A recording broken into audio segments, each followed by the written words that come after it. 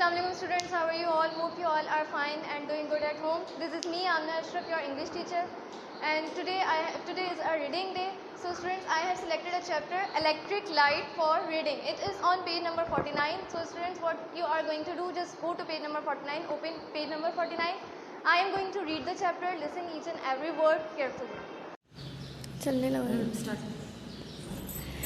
So students, this is a chapter name is Electric Light.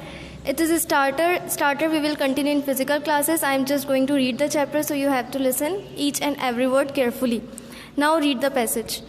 Can you think of life without electric lights? Many years ago, there were no electric lamps. When the sun went down, it became very, very dark. People were afraid to go out because it was so dark.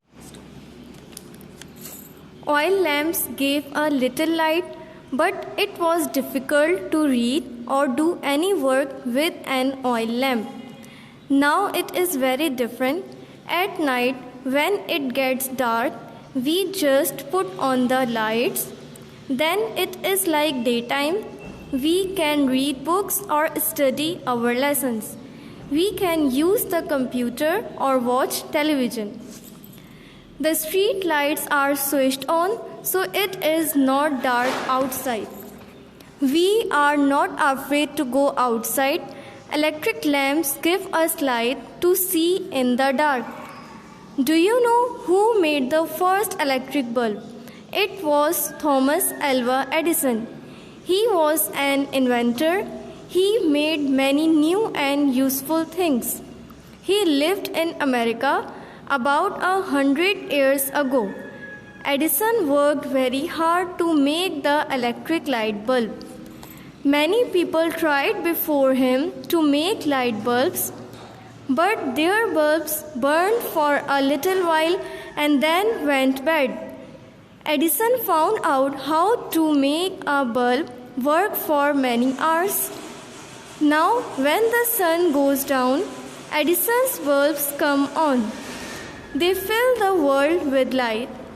When you grow up, would you like to become an inventor too, like Edison, and make new and useful things? So students, this is your activity file word list set number 7 from the chapter Electric Light.